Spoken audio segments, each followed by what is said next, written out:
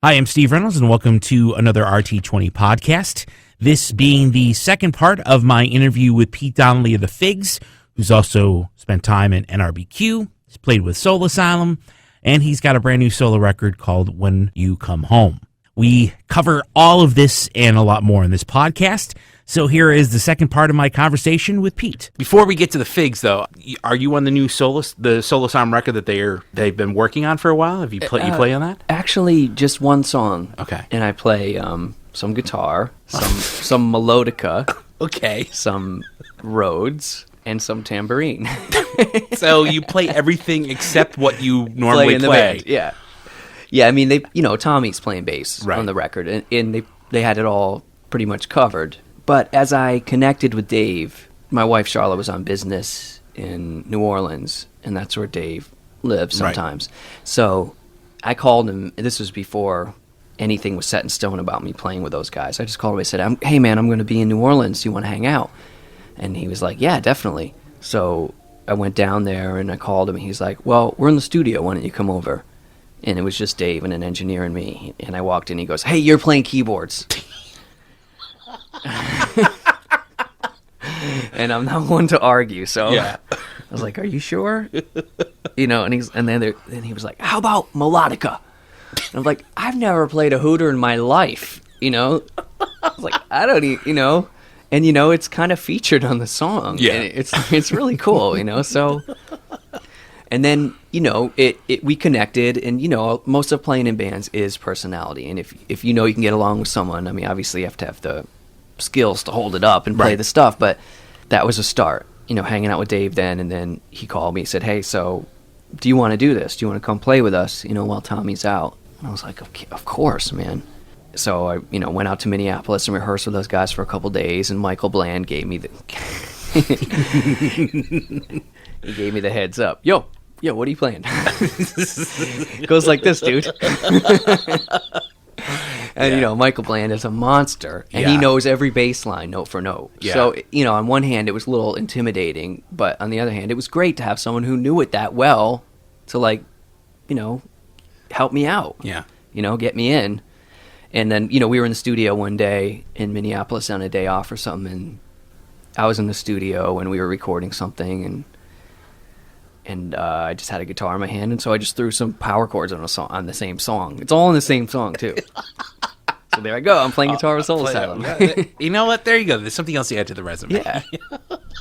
I heard that they're going to try to get the record out at some point in 2012, I assume. Yeah. Yeah. As far as I know, it's done. Yeah. As far as I know. I really like that last record, which didn't get the exposure that I thought it should have. But, I think Dave is a great songwriter. Yeah. And, of course, whenever you play with people, your affinity usually, at least, grows if you have respect for them. Yeah. And it reminded me how much of an impact he had on my life early on. Yeah. Those Soul Asylum records in the 80s were a huge influence on me and the Figs. The sort of prog, rock, pop songs. Yeah. Everyone thinks about Runaway Train, but they were very prog, very metal riffy before that. Yeah. Weird time signatures, I can only imagine how fucking awesome it must be to play Sometime to Return. Yeah. I know, we don't really play it enough. Oh, my God. I know. We do cartoon, plenty. Yeah. Oh, man. Yeah. That's got to be awesome. Totally. Well, speaking of the Figs, 1987 is when the band first got together, which I'm like, fuck, that means I've been out of high school for 25 years. Well, we're all older than me then, because I was still in high school. Yes, right? Yeah. I think the way it goes is that Pete Hayes is a year older than me. Okay, and then I think Gent is a year older than me. Yeah, and then so then I'm 2 years older than you. Right. So so you're the big four. Almost. Right? Almost. Yeah. Oh, okay. Approaching. So rapidly. Yeah. So I'm about 2.5 years older. Okay. So 25th anniversary. The band's been very quiet for the past 6-7 months. Hasn't really done anything. So I actually had a couple people email and be like, "What's going on? What's is there a plan for next year?" And I was like, "I'm pretty sure there is." So what's kind of the game plan for the Figs this year? The game plan, I mean, there's two things going. one is it's 25 and it's exciting, and the other is that we needed to regroup. Everyone has families. Yeah. We needed to like gain some perspective on our lives, and everybody's living in different cities. Different cities. It when things get difficult to manage, it puts strain on our relationships. And we said, hey, let's just cool it for a second. Let's think about how we want to do this. Let's just not plow through the end of the year and all of a sudden run right into 25, burnt out. Right. You know, because everyone's burnt anyway. None of us have slept in years. You know, Yeah. That's what parenting is about. But so we said, let's just take it easy. Let's focus on recording when we get together. It's not because it takes a lot of energy playing live. You know, Yeah. And so as always, there's so many Fig songs cooking. You know, and I think it's public at this point that we have a double record coming out. Right. And some old stuff, some new, some God knows where it came from, you know. I would like to say that we're going to get some cool catalog pieces or other things together too. But we just wanted to really have a specific idea of what we were going to do in the year 25. So we needed some time to regroup on that. So I don't want to say too much about what we're going to do. Okay. It's not like the greatest thing in the world. Right. We're going to perform in Egypt at the pyramids, I think. You know. Well, so that means I have to get a passport now, you fuckers.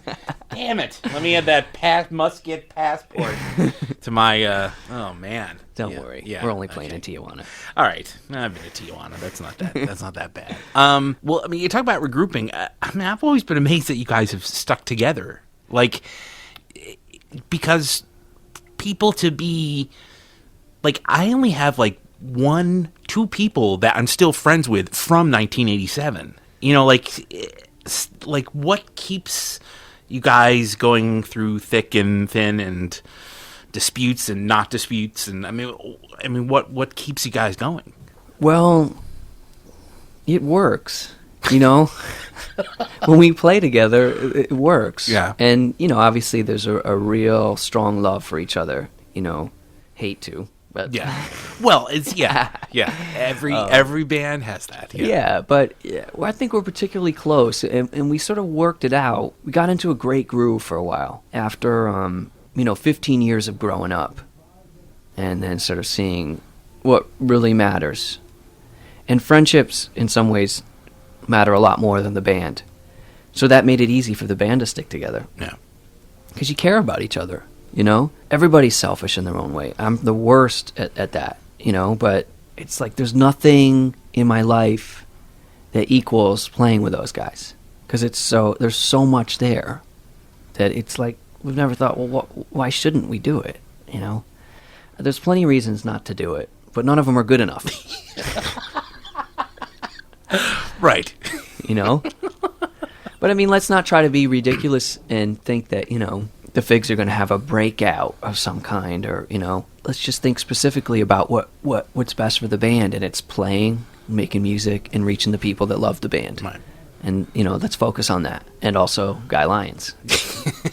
And also Guy Lyons. Yeah, so I won't say anything more. You won't say that. anything more, yeah. We'll keep the rest of that. There was an actual Figs release this year, though, the single. Oh, yeah. Which was part of the Q Division Yeah. series. So, which I think, I'm not positive in this, but when you guys played the Rock Shop in Brooklyn, you did the sound check, and I think you were basically learning those 2 songs for the single. I'm not sure. Well, almost. We were learning them after we recorded them. Oh, okay. That's how it usually is. Like in the studio, you don't know what the hell's happening. Somehow you make a track, Yeah. and then everyone just forgets about it. And then you get to a sound check, and you're like, "Do you guys want to try those songs? Let's learn them." Yeah. For real. Learn them. And Because, you know, the studio is not real. I mean, probably we made it through. It's funny how many people still think, you know, bands go in the studio for 3 hours and make a record. But the reality is that it's done sort of piecemeal a lot. Some of it's Right. live, some of it's not. You know, Right. by the time I got to Boston, Pete and Mike had already recorded Central Stumble, the basic track. Right. You know, with Mike on acoustic and singing, and Pete was playing drums. It was already laid down. So I played electric guitar, some backward stuff, and we got into it, the psychedelic side of it, Right. put some bass on it. But it was never like, oh, let's learn a song and play it together. You know what I mean? you're just sort of like, oh, Right. let me add something to this. And Right. then the other song, I showed those guys, and we probably made it 2/3 of the way through the song and fell apart, and then cut an ending and just edit it together, and then just finish it later when those guys left. So you know what I mean? It was barely in their minds what we did. You know, I still think there's something magical about that Q Division room, though. Yeah, I don't know. Like something, I know something makes stuff sound good. I don't know what it is. well, it's a kick-ass studio. Yeah, well, there's that. With amazing gear, and you know, John Lupfer's great, and you know, it feels like home at this point. Yeah, I love that. I love working with people that you have a history with, and you're totally relaxed about being there. Like walking in that studio, knowing that John opened it up to us. He said, "Come to a single." You know, it's not about money up front. It's nothing like that. It's like, just make some music, and I'll release a record for you guys. And it's like, yeah, we can do that. You know, let's go hang out with my friends and make some music. I mean, nothing's better than that. yeah. You know, And you know, at least that single exists for that picture of Pete Hayes on the cover, which is one of the greatest covers of all time. I know, so sexy, right? A bunch of guys, Bunch of Pete guys. Hayes with a cap Hayes on. with the captain's hat on. Which is, I'll be posting a picture of that one with this podcast, Okay, good. so Yeah. people will be able to look at how just bizarre looking that. I mean, I laughed hysterically when I saw that cover. Good. Well, why don't we play those two songs? Since it's the most recent stuff, what should we play? Your song first? It does no. Play Mike's first. All I right. heard enough All of right. me. Right. Well, all right. We'll play the Central Stumble from the Figs. What it was the Q Division? I don't know. It was number 9 or 10 in that series. Yeah, something Stomp like and that. Shout or Soul or I'm not. It's art. Wait, no. You know what? Actually, since I have the piece of paper here, I can actually look that up. This is me. This is the preparation that I'd like to call the RT20 podcast. It is from the QD Rock and Soul series. There you go. Is what it is. So this is the Central Stumble from the Figs on the RT20 podcast.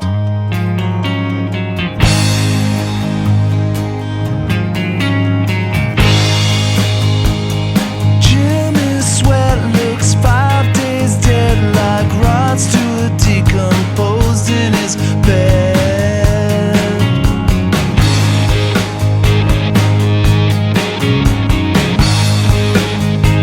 Still he's got to wait on tables, taking big tips in park cars later. Tonight he's on the loose down Central Avenue.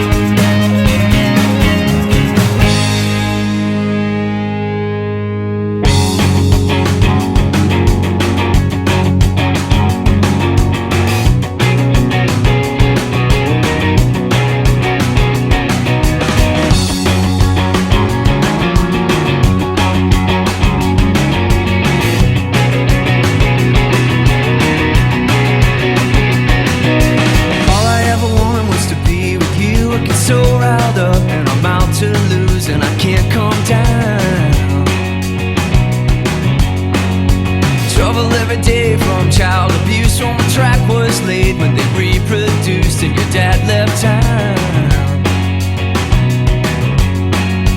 Back and forth, the fluctuations, here and gone, I'm unabated. There's something about you, I could never walk alone.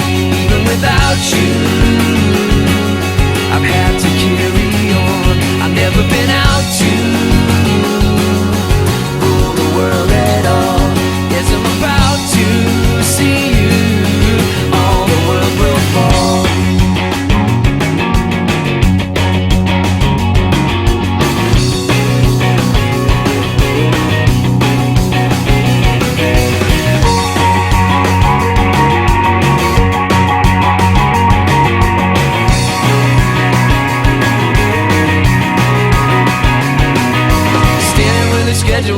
In the rain, I was there all night just in case you came, but there was no sign. I thought you'd make it cause I heard from you my last return. It didn't get through, now I'm out of my mind. Back and forth, the fluctuations, here and gone, I'm left salacious. Something about you, could never walk alone. Even without you, I've had to carry on. I've never been out to rule the world at all. As I'm about to see you, all the world will fall.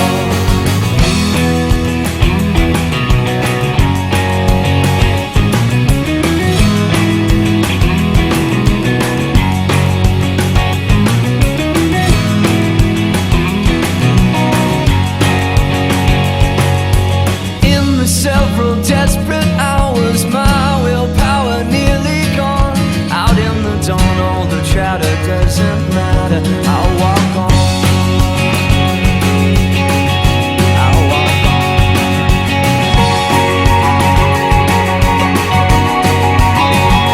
Something about you,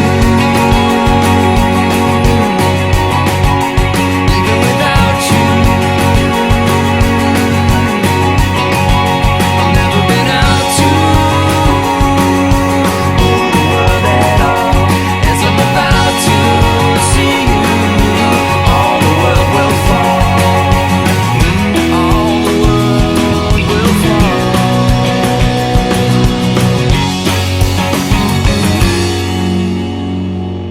From the single with the very, very sexy Pete Hayes on the cover, that's the Figs and All the World Will Fall. That is side one, and side A ahead of that is the Central Stumble.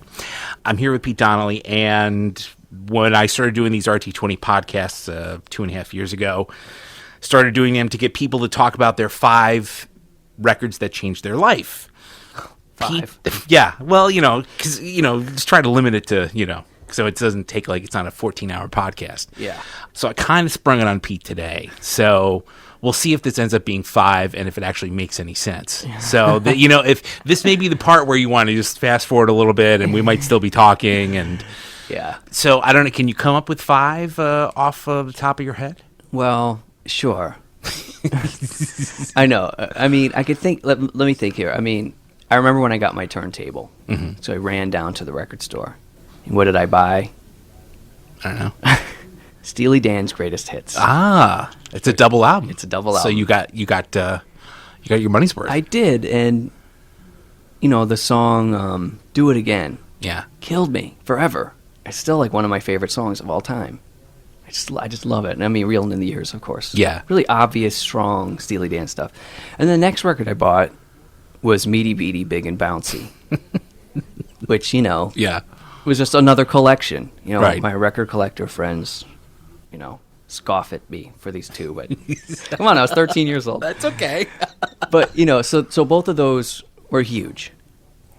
And then, but really, the most important record is Paranoid, Black Sabbath. Really? Yeah. I mean, but you know what? Scratch that. Okay. Another collection. Sold Our Soul for Rock and Roll. Okay. That's where it started. Okay. My brother brought that home, and I was like, Geezer fucking Butler. Yeah. Okay, my life's changed. You know what I mean? Yeah. It's like NIB? Come on.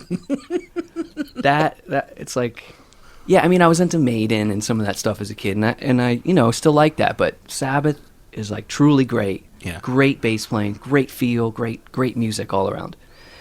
So, of course, I discovered all of Sabbath right up through Technical Ecstasy and Never Say Die, which most people don't know of, but Right. Help, the Beatles record Help. Yeah.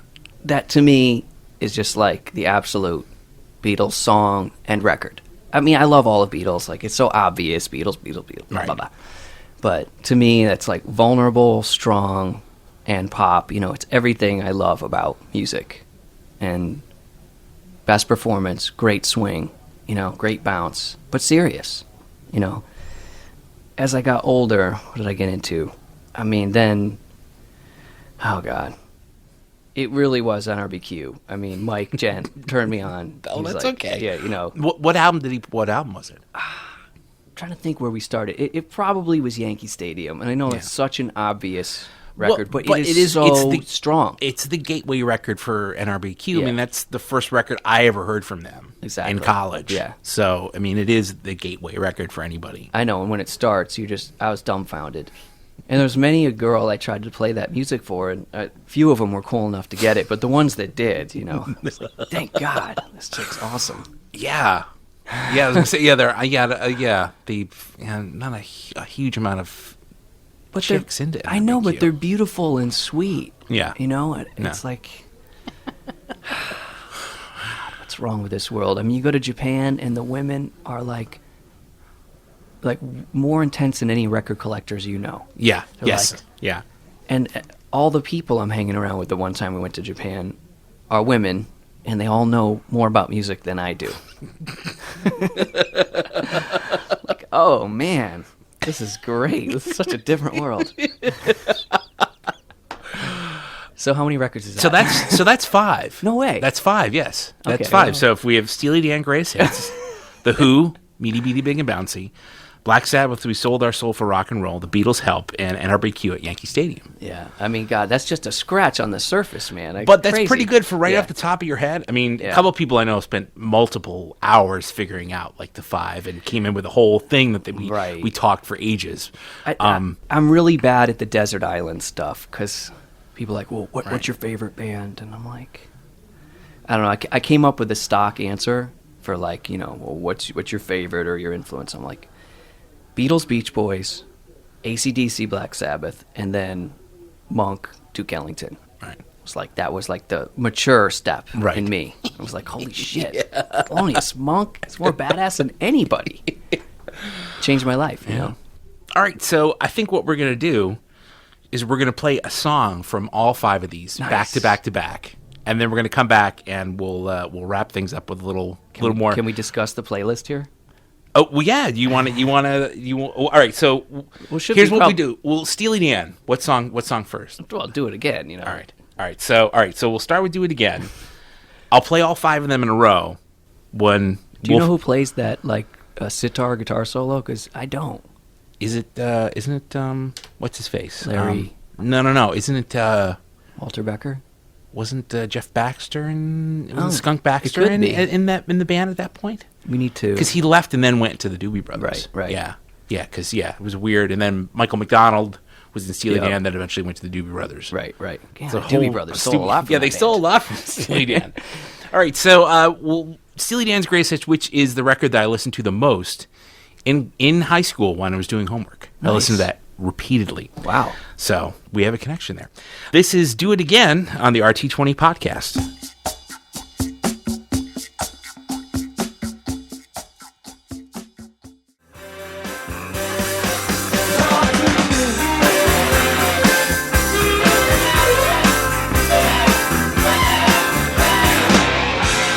That is NRBQ from at Yankee Stadium from 1978, I think, or 77. Maybe 77, I think. I think that's when it was released. But Yeah. the recordings are yeah. maybe 75, 76. Yeah. But again, I'm not the guy. Yeah, I you're not. suffer in that You're department. only in the band. You're not the archivist. And people come up to me all the time. They're like, "So NRBQ, blah blah blah blah blah," and I'm like, I have no idea. Sorry. I don't even know what chord I'm supposed to be playing in that song. The song we heard is Talk to Me. We heard the title track to Help. NIB from We Sold Our Soul from Rock and Roll. Including basically the bass solo intro. Bass solo. That's from Black Sabbath. The Who from Meaty Beaty Big and Bouncy. One of the best Grace Hits records ever. Anyhow, Anyway, Anywhere. I don't know. We don't have it in front of us. What's the actual title? I don't know. See, this is the thing. We're lame. Yeah. And before that, Steely Dan from their Grace Hits album and Do It Again. I'm here with Pete Donnelly. That was that was sort of a condensed version of 5 records that changed his life. The last thing I want to talk about is, again, the Donnelly ballad thing. I was trying to think today, before this podcast, I was trying to think, all right, what are my 5 favorite songs that you've done in the Figs? Oh, wow. And most of them, like, and they were like ballads. Like, they started out with ballads. So I just thought this could change tomorrow. Sure. This may change by the time I walk back to my desk. It's just for the point of discussion. Yes. So my 5 favorite, I'm going to start at number 5. Okay. Number 5 would be Lynette. Awesome. Number 4 would be Are You Still Mine? Awesome. Number 3 would be I Won't Go to Miami. Cool. Number 2 would be Jumpin' Again. And number 1 would be The Trench. Nice. Now, you consider those ballads? No, but I would say Are You Still Mine is definitely in the Donnelly ballad. Yeah. Public Transportation almost could make this list at any point. Yeah, those are 2 of my favorite songs I ever did. Are You Still Mine and Public Transportation. Just, I don't know, for me, they were just real connected on a level that I always love about songwriting. Yeah. You know, I don't know. No one has ever brought those songs up to me before, though. Well, So, I mean, thank you. I mean, Are You Still Mine? I mean, I think I asked you, like, where did it get, at one point, where it got that weird doo-doo-doo-doo. Oh, really? Doo-doo-doo-doo. Really and you were trying to know? explain it to me, and I was like, I shouldn't have asked this, because I don't know. Because you were like, well, it was what I did is I took the thing, and like, you were on some technical thing, and I was like, I have no fucking clue. I keyed a gate off a click track, and I put a bass synth pedal over a note on a guitar. And I was probably drunk, and I was like, I don't know. You're like, You what? know? Yeah. Why? Where? What? Yeah. But so, just to be clear, Lynette, is a Pete Hayes song that I helped him finish. Yes. So he takes most of the credit. I know. But I figured your writing credit is on it, so, and you sing it. Yeah. So, yeah. So it counts. Again, that could drop off at any moment. Sure. I mean, Let's Get Arrested was very close as well. So. Nice. Well, this was a good time, Pete. Yeah, I'm glad we got to do this in this really hot, technically inept studio. I hope it's been recording. I hope the computer and the flash card have been recording. Well, actually, why don't we wrap up with Are You Still Mine, since it's a nice album closer. This is Pete D ballad time. Yeah, Pete D ballad time. I like that. We should get shirts with that made. Yeah. If there's Pete Hayes time, there's Pete D ballad time. Yeah. All right, so from the 2002 album Slow Charm, you know what? This probably is my favorite song. I just figured, I don't know. It's because it's very weird. It's nice. It's sweet. Yeah. I don't know. I think if you played it just solo guitar, I mean, the production was just fun.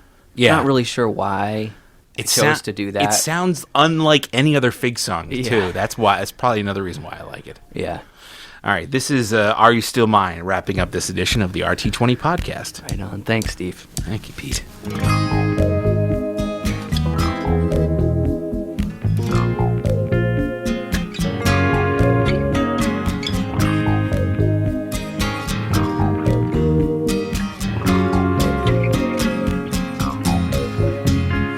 Tell me a secret.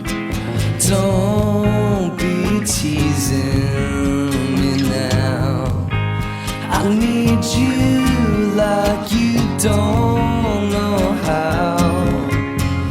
Make me believe it, that I could be seeing you now. I'm waiting forever right now. Will you still be? Are you still mine? Will you still be? Are you still mine?